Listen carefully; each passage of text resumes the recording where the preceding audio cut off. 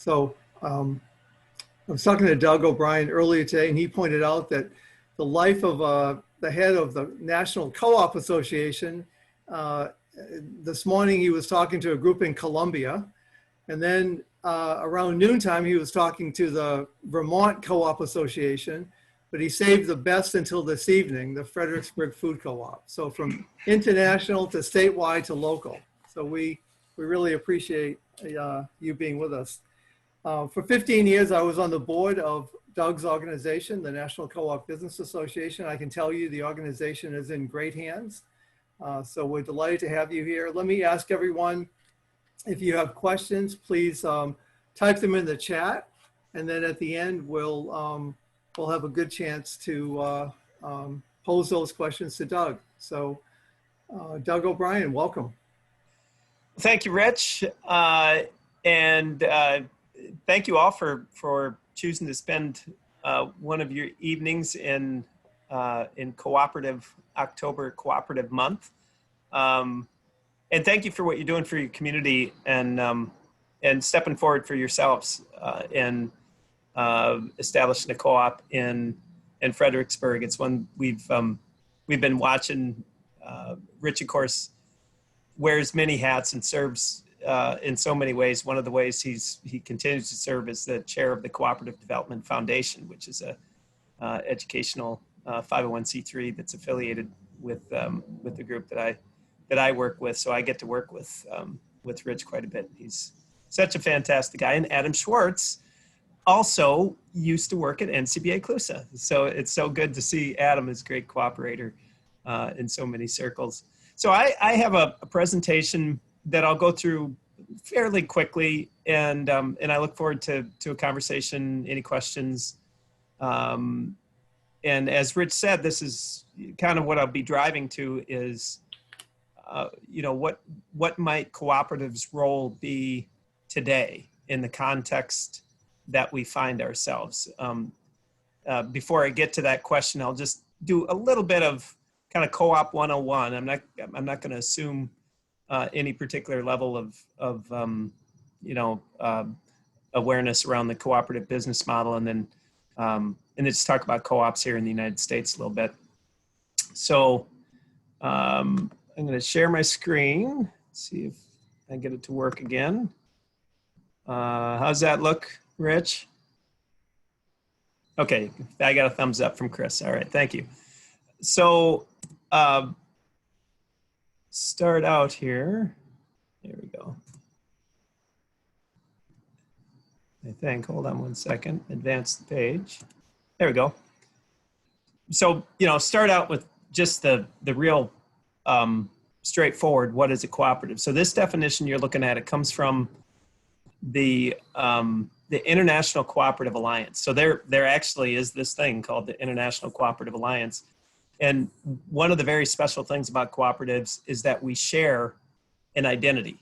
So all of these entities, we in the United States, we almost always think of them as businesses, have a special form.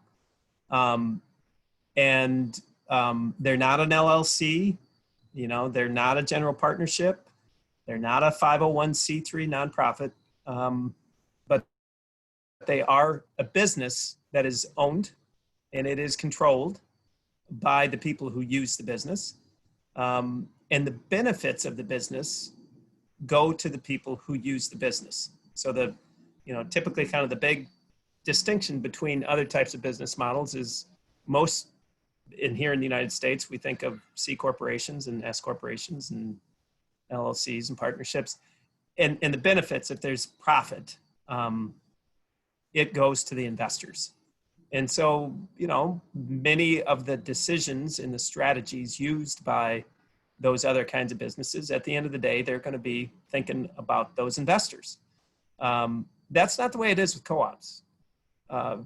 It's the people who use the business are at the center of the business, and that flows through to the strategies and the choices that are made by those cooperatives.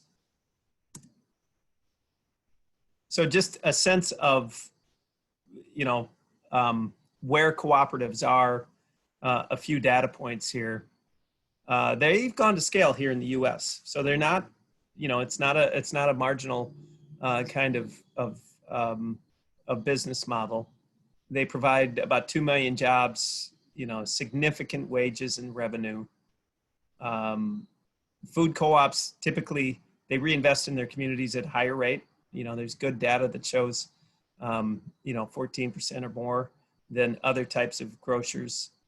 Nearly 1 million of the nation's farmers, so over half of the nation's farmers are members of co-ops, and over half of agricultural goods are marketed or distributed through a farm cooperative. And just globally, there are more than 3 million cooperatives. There's 1 billion people in this world that are members of cooperatives. So it's it's a business model. It's a business form that has really gone to scale. I want to show this, and the graphic has a couple things going on. The colored hexagons are part of the co-op identity. They're the 7 principles. So I mentioned the co-op identity before, and that's the definition that we looked at before. It's the 7 cooperative principles that you're looking at right now. And it's also a set of shared values that I don't have listed here.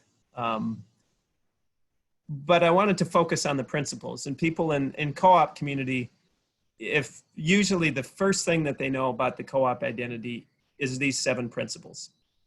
And you could think of them as operating principles for the business or the entity.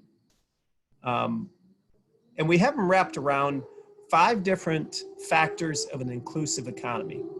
And there's a reason we did that. So about 3 years ago, the board of NCBA CLUSA, and now this board includes leaders from the cooperative community, from all types of co-ops, from rural electric cooperatives and credit unions, from big agriculture cooperatives and worker cooperatives and food cooperatives and housing cooperatives. They're all on this board. And they did one of these strategic visioning exercises and determined that what we need to do as a cooperative community in the United States is really put cooperatives in the center of the conversation about building a more inclusive economy.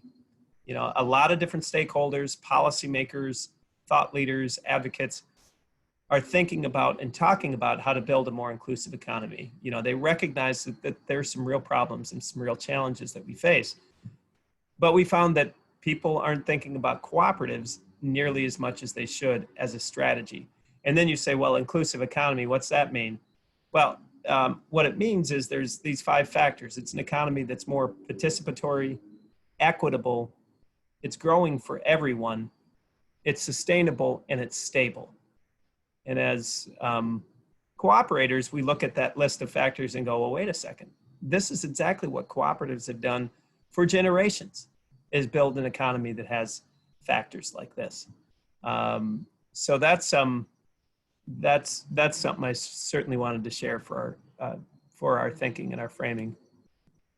Also just wanted to take a moment around co-ops as a strategy for social justice.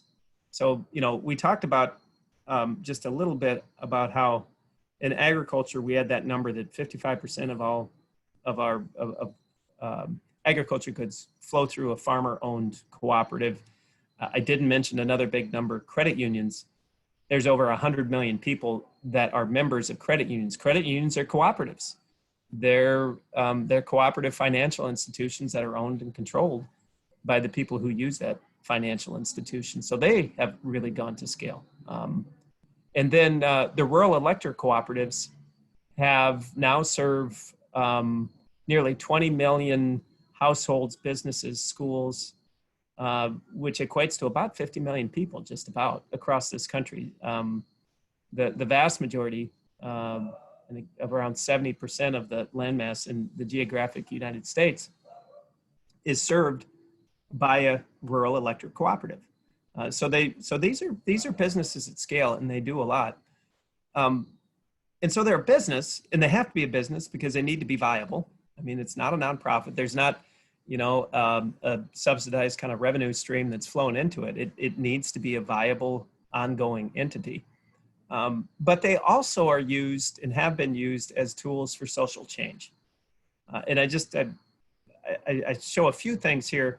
There's a book, and Rich just shared with me that that a couple of years ago, Jessica Gordon-Nimhart, who's a professor at the John Jay College, part of the CUNY system, and she wrote a book in 2015, I believe it was, called Collective Courage, that lays out how Black Americans and African Americans have used the cooperative business model as a means for, economic empowerment, creating businesses and satisfying needs that otherwise would not be satisfied.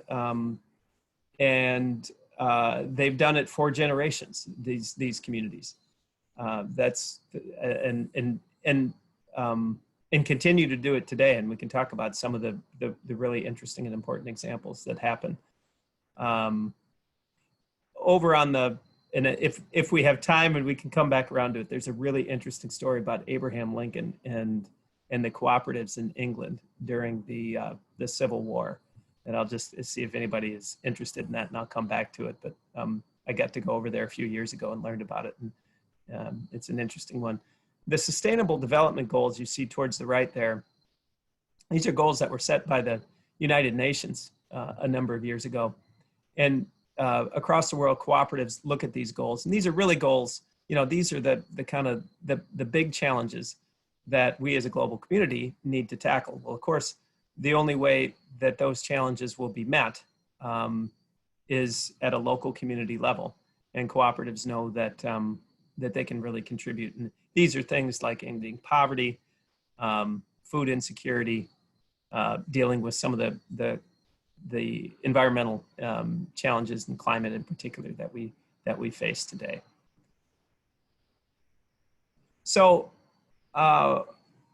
just take a couple minutes to talk about. I'm going to talk about 4 sectors in cooperatives and put them in a moment in time. And then I'm going to then what I'd like to do is kind of come back to 2020. But I want to use some examples to kind of help us think about 2020. In these 4 sectors are rural electric cooperatives, agriculture, credit unions, and food co-ops. So, and I'll start with agriculture. So at the turn of the 19th to the 20th century, farmers in the United States really lost their place in the economy as agriculture moved from a more agrarian into an industrialized type of sector. Farmers literally no longer had access to the market unless they were at the whim of the big railroads, of the big monopolies for grain cartels. And what farmers did, many of them actually from where it kind of really started, was farmers in the upper Midwest, Wisconsin and Minnesota, from Northern Europe, where the cooperative business model had really taken hold. And these farmers thought, well, if we create our own farm marketing businesses and eventually processing and distribution businesses, then we can again have a place at the table. And as I mentioned before, that choice to use the cooperative business model to empower farmers in the business that they use has really made a difference with the scale of ag co-ops like Cabot and Ocean Spray and Land O'Lakes and Blue Diamond and Florida's Natural and Sunkist, and I could go on and on and on. A lot of these you don't know that they're co-ops, but they are. They're owned by farmers and not by outside investors. So you go ahead of about a generation and a half, and you're in the early 1930s, and 10% of all farm and rural households had access to electricity. I should say only 10%, when about 90% of those households in cities and towns had access to electricity. In the early 1930s, the FDR administration created some programs to try and get the investor-owned utilities to invest in building out the lines so that more rural people could have access to electricity. And those investor-owned utilities sharpened their pencils and said, doesn't pencil out for us, no thanks. Well, what happened, now you had all these farmers who understood the cooperative business model, and they said, oh, we can do this. We'll create our own businesses, and we'll access some of those federal programs. And very quickly that went to scale and that grew. And within a generation, that by 1955, I think, 90% of all farm households had access to electricity. I actually think that's one of the most astounding, economic development stories, in the United States, if not beyond. And it was really the power of cooperatives partnering with the federal government that made that happen, and made sure that rural people could participate in the economy. The third one I'll mention are credit unions. As I mentioned, there's now 100 million people, but in the early 1900s, and this is the gentleman, he's Ed Filene, the guy in the sharp hat at the bottom. He saw credit unions, what was happening in Canada actually, and as well as in Europe, and realized that working class families didn't have access to affordable consumer finance, and what a change maker that is when a household can access that. And so he started a movement along with a number of other folks that quickly moved into the state laws to help people establish credit unions. And it makes such a difference, today that cooperative financial institutions. And we'll talk about food co-ops. And they have such an interesting history that I think you kind of put it in two places. In the 1930s, there was a movement for cooperatives. We've already mentioned the RECs, but in housing cooperatives, and there was a kind of a resurgence of agriculture cooperatives, but in food co-ops too.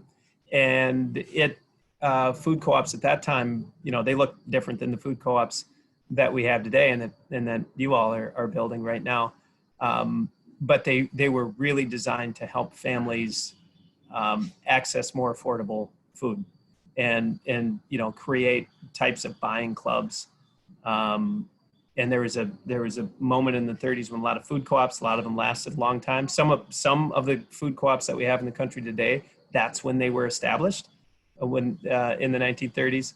But then in the next kind of big resurgence of food co-ops was in the 60s and early 70s, when a lot of people across the country wanted access to food that was more natural, that might be organic, that had some different characteristics than the conventional food system was willing to offer. And so people came together and they created their own stores so they could have access to the kind of food that they wanted. Now, food co-ops have evolved just like all other co-ops, and now, maybe an interesting question is what can they do today? But these four examples, they've made a big difference. In the first three, credit unions, RECs, and agriculture, they've gone to scale in a very big way. The numbers that I talked about before. And then, how did it happen? Well, I think there's a couple things that happen.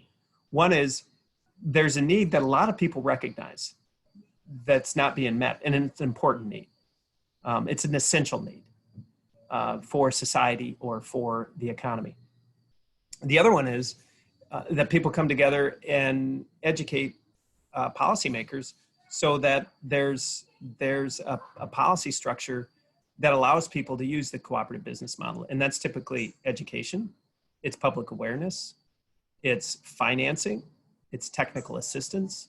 And all of these things, and I could talk about particularly those three sectors, that there is policy in place in the past and to some degree currently that helps people use this model, and it goes to scale. So that's, that's some history.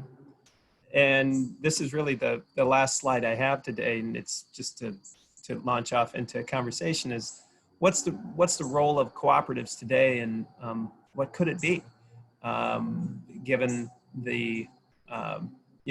given what we know about the history of cooperatives, and given the context, the challenges, and I'm not even going to name them. People, we're living these challenges, and it, I'm going to start. I was about to start to list them, but I'm not going to list them. So we can have that conversation. But I'll just stop there, Rich. And again, just thank everybody for the opportunity to spend some time virtually in Fredericksburg today. Okay, excellent. Do you want to stop sharing your screen, and then we could? Oh, it's a good idea. Yeah. So again, if people have questions, please add them to the chat room. And let me just begin. You mentioned an intriguing story about Abraham Lincoln. Yeah. Do you want to share that story? Yeah. So let's see. 2 years ago, 2.5 years ago, I got to go to Manchester, England, and right outside of Manchester, there's a little town called Rochdale. And Rochdale is in the Western tradition, it's known as the beginning of co-ops, is kind of, we know them today.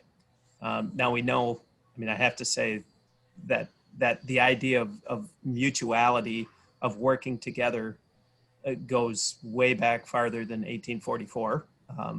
Whether it's the Native Americans here in the United States, Africans had that tradition, as they did all over the country. But kind of the coalescence of the progenitor of the principles that we have, it happened in Rochdale.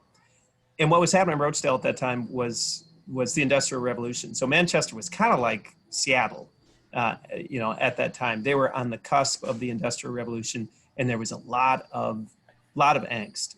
Workers had lost their place in society, and there was a lot of social experimentation. And really, what co-ops were was sort of a test of a number of experiments of different types of business models. And these 28 weavers, mostly flannel weavers, came together, and they wanted affordable wheat and butter and basic staples, and they came together to buy that food. So in many ways, that first co-op was a food co-op. In that area, though, that sort of that cooperative spirit, if you will. So that was 1844, and it kind of took off. So fast forward to 1861, 1862, and we're in the midst of the Civil War, and Abraham Lincoln had correspondence with a couple of the main, both political leaders from that region in Manchester, as well as some of the cooperative leaders. And exactly how he had that correspondence, I don't know. But what occurred was, because there was a moment in the early part of the Civil War, and there could very well be some Civil War buffs here who will enlighten me on whether exactly I got this right, but that it was a little bit touch and go on how the United Kingdom was going to engage. And they were very reliant on the status quo in terms of the cotton trade and the manufacturing, et cetera. And so there were a number of them that they wanted things to go back to the way they were, essentially. And there was a debate in Parliament. There was the cooperative, and by that time it was fairly sizable, and they were organized and vocal. A cooperative community in that part of England that advocated for support of the union, and it even came to the point where those cooperators, because they, the cotton trade had essentially stopped at that time. because cotton wasn't coming from the United States, and they were out of work, and they were literally, hungry and starving. But they stuck with the the movement in the United States because of their values, and they really revered Abraham Lincoln, and he did them, and there's some great stories and back and forth, and then there's statutes there in Manchester and around there of Abraham Lincoln. So there's the story. That's a great story. You need to pull it together and write a book about it. Well, David Thompson has. Well, So I could send you the article, and you know that, Adam Schwartz. Yeah. Okay, so there's a couple of questions in the chat about rural broadband. Let me see here.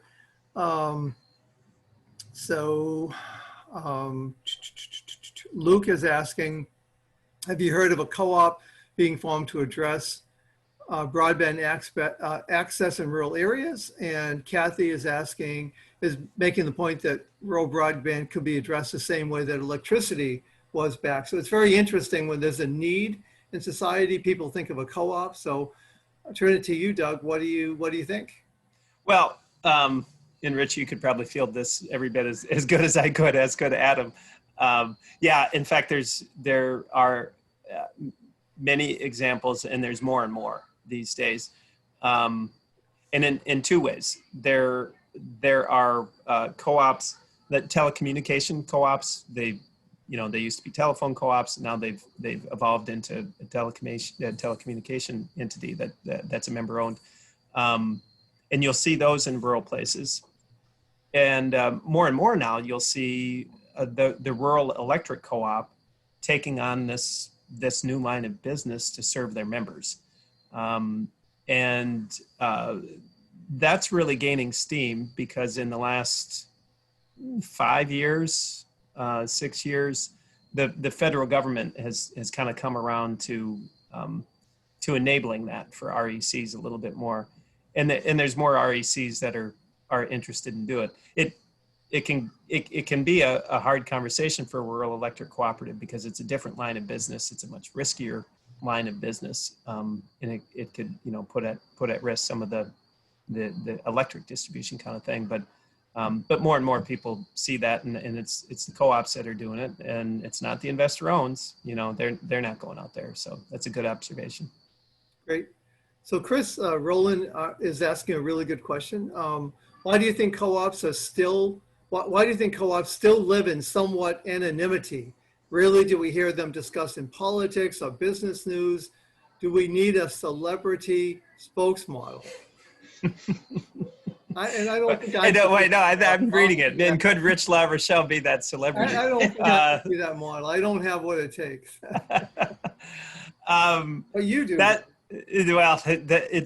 a really good question, and it's I think the answer is multifaceted. I think for those who are part of cooperatives and understand and embrace the cooperative business model, they can spend a lot of time talking to other cooperators. They stay in their silo, and they don't reach out and talk to others that much. Very candidly, there's a lot of members of cooperatives that don't really understand that they're a member of a cooperative or what a cooperative is. And the dynamic, typically the larger a co-op is, and importantly for this cohort here, the farther away that they get from the original establishment of the co-op, people are satisfied, that they're getting a good interest rate, or they're getting access to good food, or they're whatever. And they kind of forget about, what makes that possible. That's why one of the 7 principles of cooperative is education, training, and information. And it's why cooperatives, and there's a lot of good models out there, that cooperatives have to continually inform people about this special type of entity. I think another reason is that co-ops, they don't spend as much money on touting their business form. And I mean that in a lot of ways. For instance, you go to just about any business school and there will be, chairs or endowed professorships and schools of this and schools of that. And almost always they're named after somebody who got their MBA there, who went out and made a bajillions of dollars, right?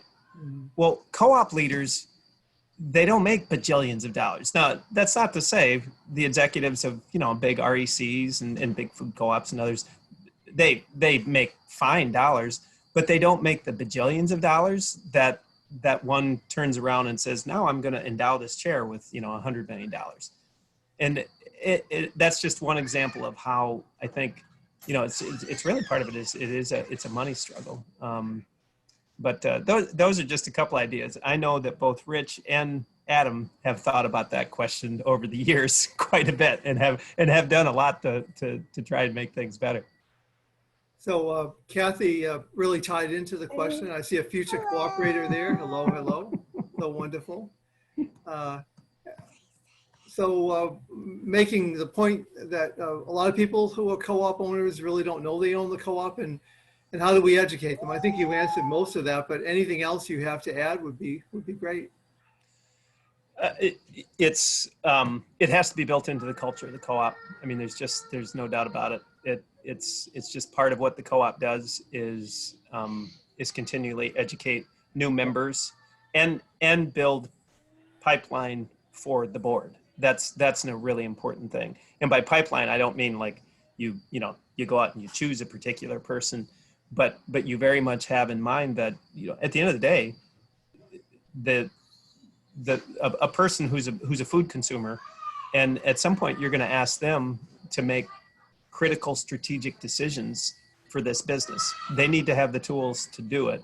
And it's one of the things actually that I think is, and Jessica Gordon-Emhart talks about this in Collective Courage quite a bit, but I think it's one of the most unheralded benefits of cooperatives, and that is giving people the tools for community empowerment, for democratic governance, and for civic engagement.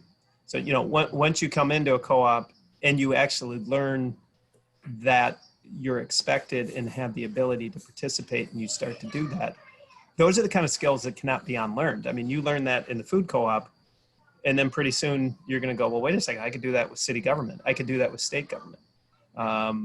It's a really powerful thing. And in fact, in that book, Collective Courage, she points to many of the civil rights leaders that some names that we all know, in one way or the other, they cut their teeth in co-op organizing, and a lot of them in food co-ops in the 1930s, which I think is just a really fascinating thing. So That's great.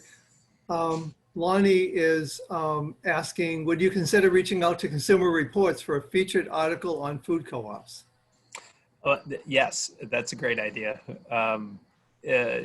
Yeah, we do. We try to, we engage the national press, but consumer, I don't think we talked to them that recently. So I think that's a great idea. Terrific, terrific. So I'm going to ask Adam Schwartz to unmute because I know he has a question or two that he wants to ask. Oh boy. Yeah.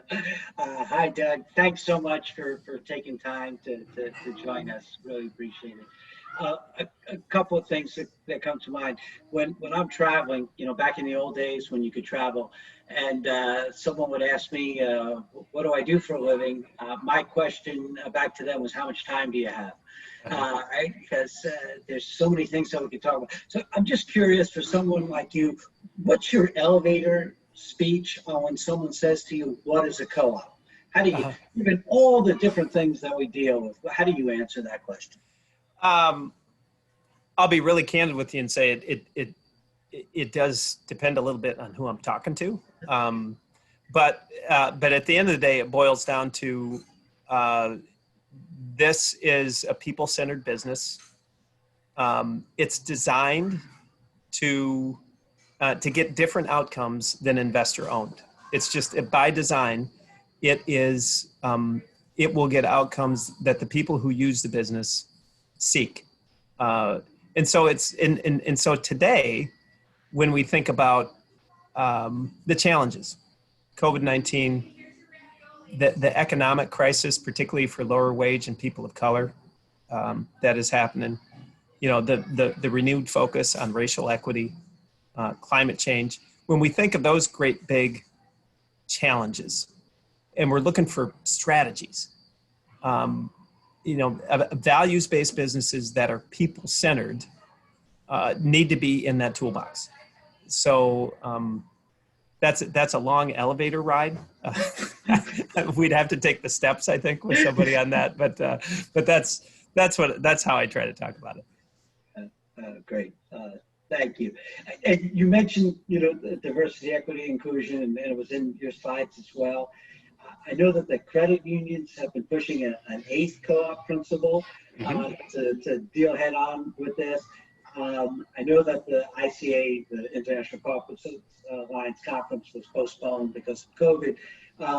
Do you and NCBA and the co-op movement in the U.S. have a feeling about that eighth principle and what might that be and what's the future? So that's a great question. And so Adam talked about, so the big credit union group, Credit Union National Association, in September of 2019 adopted a resolution for an eighth cooperative principle that would lift up diversity, equity, and inclusion as an operating principle of all cooperatives. A month later, the board of NCBA CLUSA adopted a resolution that said DEI should be more expressed and understood in the cooperative identity. It directed leadership, the staff and the board, to work with the cooperative community to make it so. So the board's resolution doesn't embrace an eighth cooperative principle, but it also it's not against it. It just says DEI, we really need to understand. And so what we've done in the last year is I've had a number of calls with the leadership of ICA, the board chair and the executive and all that kind of stuff. And Martin Lowry is very involved in this, and we're making some good headway. But this gets a little bit, this is really for the cooperators in the weeds here, but it is really important. These 7 principles, I showed it to you before, the notion of equity and equality it's in our identity, but most members of cooperatives, they don't see it. It's not that express the way that we think about it here in the United States today. What we're working to do, Adam, is actually my preferred solution is to change some of the focus of 1 or 2 of the cooperative principles to make it more clear. For instance, the first cooperative principle is voluntary and open membership. In the short description of that principle, it makes clear that co-ops will not discriminate on the basis of gender, race, etc. But these days in the US, just not discriminating, it's not good enough. You need to be inclusive. You need to, if somebody comes to your door, well, you let them in the house. Well, okay, that's one thing. But what if there's a bunch of people in town, they don't know that they can come into the house, that the house even exists, that there's a warm place. You need to reach out and you need to include some of these others. So that's what we're working at. We're making some good headway. And by next December, we're kind of hopeful that we're going to get some of those changes. Great. Okay, terrific. Appreciate that. Another question. You had talked about how co-ops transform communities, and you gave some examples. So we're getting ready to open our doors early next year of our food co-op. We've been at this for a little more than 5 years. It's been a great community coming together. So when you think about our startup food co-op, your favorite co-op, what advice do you have for us in terms of how we can help to transform this community in a positive way? That's such a great question. And I know Rich and I know some other board members have spent some time looking at examples from across the country. some of the things that food co-ops are doing in their communities are just fantastic. And that's, it's education, and education certainly about the co-op business model, but also about other significant events that are happening, in the community, and that can have, things to do around society, but also, and I know Fredericksburg a little bit. I'm a pretty big fan of it, but I can't say that I know really well. Some of the best examples that I've seen are, I'll give you twofold answer. One is a recognition of where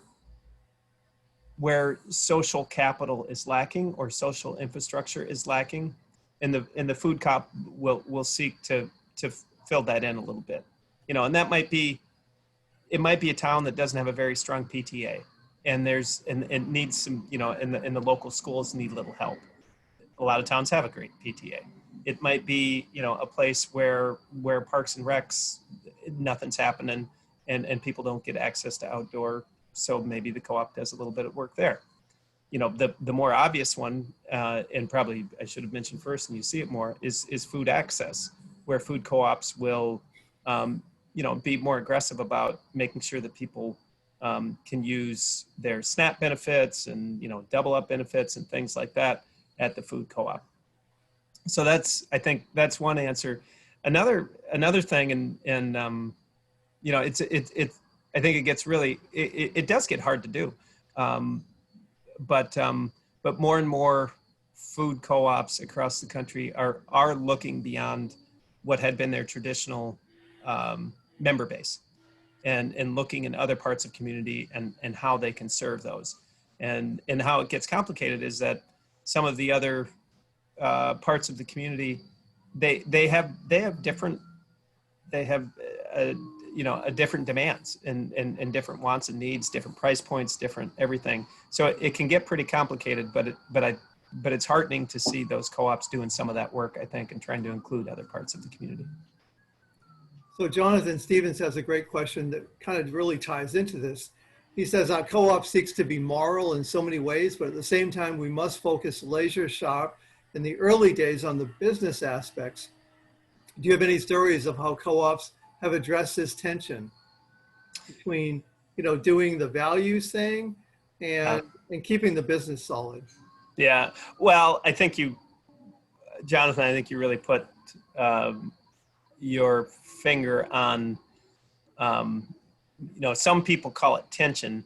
I think it is kind of a beautiful dynamic of cooperatives that, that it's in the DNA of a cooperative to have to do both things, Now, at the end of the day, as I mentioned, it is a business that has to sustain, right? It needs to be viable. And, I think what a successful co-op does is it looks at the resources that it has. And many times, of course, we all think of the first moment, we think of financial resources, but we all know that the resources and assets of your board and your members go beyond financial. And you just think about, how do we use all of our assets to improve our community? And then there's some basic things, right? I mean, there's some lines that a co-op might draw around the way they treat their workers, the way they treat other things, and those are some hard things that that the board will, that we'll just have to face. Some of this is not easy, that's for sure. Okay, excellent. So Jonathan's also saying we'll need to manage expectations so owners don't become disillusioned along the way. Look, that's a challenge in food co-ops in particular, and also in some other sectors, worker co-ops too. You're right. It is that's true. But then, like I said, that doesn't mean that there's other ways that the co-op can do some things that the members want to get done without having a significant financial burden, perhaps. So another question, one of the co-op principles is cooperation among cooperatives, principle 6. And So in our area, there are other co-ops. As you were mentioning before this began, you were talking to a group in Vermont, and they have a lot of cross-sector kind of work among different types of co-ops. So what thoughts do you have along those lines? What are the best practices in terms of co-ops working together, either in a local area, a local state? We've obviously connected to some other co-ops, and that's been great. But there tends to be a focus of each co-op business on its own kind of core business. I'd be interested in your thoughts on what approach we ought to take. I think that geography you pointed out that's the first one that comes to my mind too. Is New England. There's a couple other places, Twin Cities, Mm-hmm. Madison, Mm-hmm. and then more and more now, Denver, Colorado, and Boulder are getting quite active. And that there's kind of two ways that they engage. One is, almost like a chamber of commerce kind of thing, like cross promotion, credit unions and food co-ops, the REC, they're doing whether it's just advertising in each other, giving each other deals, having a cooperative day, so that there's some type of celebration. Madison does a great big celebration every year of co-ops, and people can see all the different sectors come together, being very visible, which I think is a great idea. And then the other way you can work together is on legislative, on policy. So that's less of a consumer-facing thing, but this kind of work that NCBA does at a national level, that if there's a priority for RECs, for the rural electric cooperatives, the food co-ops are there to back them up, and vice versa. And you see some of that happening sometimes. Mm-hmm. It can be kind of tough, sometimes too, when priorities can get a little bit sideways. But it's at the end of the day, it's people choosing to invest in this type of social capital, and I think Virginia should be poised to grow in this area, because I think a lot of the dynamics of the silo are changing in a good way, away from that for Virginia. So I think it's a great idea. So at our co-op, we have the example of our general manager, Chris Rowland, who has spent most of his entire career really in food co-ops, because they really resonate with him from an early age. And I wonder, so kind of two parts of this. One, maybe Chris would kind of share a little bit about why he decided to kind of devote his life to this, and then maybe turn to you and ask you, like, do you see this happening? What can we do to kind of take some of that co-op excitement and kind of, spread it out more? So if you don't mind, Chris, I don't mean to put you on the spot, but I thought that would be a really good thing to kind of embark in that discussion. Yeah, no, it's an interesting question. When I first found co-ops, I was 20 and in college, and I don't know, at least when I was 20, nobody listened to 20-year-olds. They definitely had nothing to offer society. I remember just adults, adults and children were kind of different, and 20 for some reason still felt like a kid that nobody cares what you think or cares any. So I remember going to working at a co-op, and even being a very entry-level employee, having a say in kind of what went on there, and that's very empowering. Even before that, shopping there, and actually all my stuff's around food. So, recommending a product, and a week later it's on the shelf. Like, that's just a weird input to have in a business. That's very foreign to at least me, growing up in a childhood without co-op. So that always that resonated with me and felt very powerful. And then becoming, working more in management in food co-ops, really valuing what all of our owners, hundreds and thousands of owners, wanted, It felt cool to be a part of something, and where it wasn't just one person deciding what we were all going to do. We all had a little say in it. So that's kind of what grabbed me, I guess, from, a pretty young age, as far as at least career-wise, 2021. That was really exciting to be a part of. And that's great. I appreciate that, Chris. I do think that the 20-somethings and even 30-somethings are more likely today, once they know about co-op, to be interested in it for a few reasons. The 20-somethings right now, a lot of them are kind of on the other side of this watershed that's the COVID economy. They're getting battered about pretty good. And you look at some of the polling on their confidence in kind of the current system, financial and market, and the way that we deal with capital, and more than a generation in probably since the 1960s, they think it's time for something to change, and they don't like the current system, the dominant system.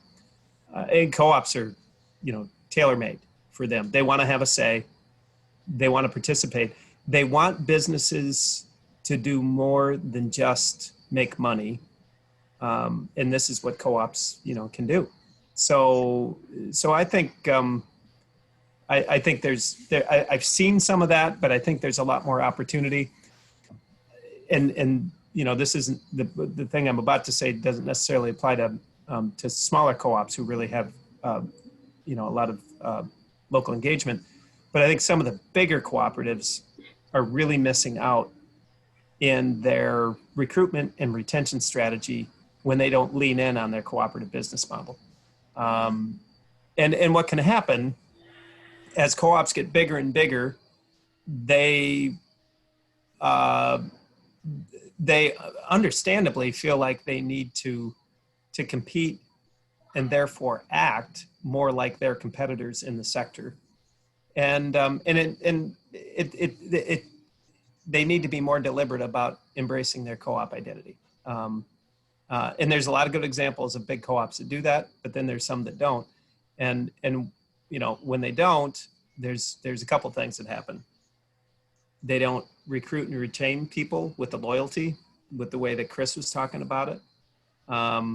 And another thing that can happen, it just happened in Canada about a month ago, is that the Mountain Equipment Co-op, which is basically like REI, it's not as big as REI, but it was the biggest consumer co-op they have in Canada. And there's a lot of co-ops in Canada. They were heading towards bankruptcy, went to bankruptcy, and they sold to a private equity firm. And in co-op world, they call that they demutualized, with essentially no input from the members. And it happened because Karen Miner was telling me this story, Adam and Rich, you might know, that about 10 years ago, about 8 years ago, there was a shift in leadership, and they really moved toward, kind of moved away from their co-op identity. And they started to act like, the other competitors.